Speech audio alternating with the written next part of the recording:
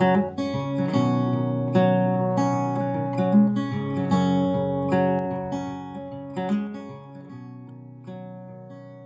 परेशान होती होंगी वो उंगलियां भी ना, जो ये जानने के बावजूद भी कि सामने वाला इससे इरिटेट हो जाएगा, फिर भी मैसेज कर दिया करती है। हम सब अपनी अपनी लाइफ में बिजी हैं, सबके पास बहुत कम वक्त है एक दूसरे के लिए, और शायद वक्त भी कम है जो हम हर किसी को दे भी नहीं सकते। अगर कोई तुम्हें मैसेज कर रहा है, पूछ रहा है, फिक्र करता है तुम्हारी, तो उसके लिए तुम्हें वक्त देना जरूरी हुआ ना। ठीक ऐसे ही तुम्हारी लाइफ में भी कुछ लोग ऐसे होंगे जिन्हें वक्त देना तुम्हें जरूरी लगता होगा।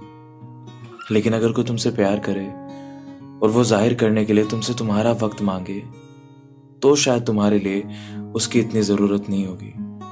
लेकिन उसके लिए तो हो सकता है ना कि शायद तुम ही सबसे ज्यादा जरूरी हो। किसी से अटैच हो जाना ना बहुत अजीब है।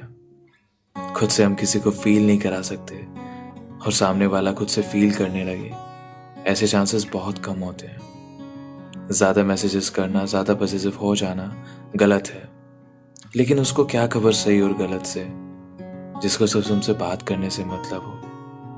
वो शायद नहीं समझ पाता होगा कि इतना भी कोई बिजी रहता है अपनी लाइफ में।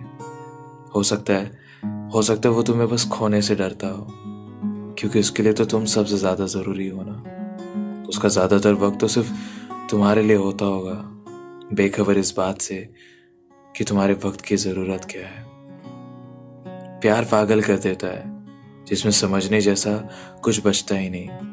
शायद इसलिए क्योंकि इसकी जरूरतें ऐसी होती हैं जिनकी मंजिलें तो है, लेकिन तुम्हारे लिए कोई रास्ता नहीं।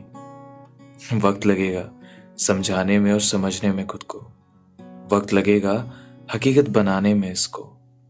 फिर तुम्हारे लिए शायद ये उंगलियां इतना परेशान नहीं होंगी, या कहो फिर तुम्हें शायद ये उंगलियां इतना परेशान नहीं करेंगी।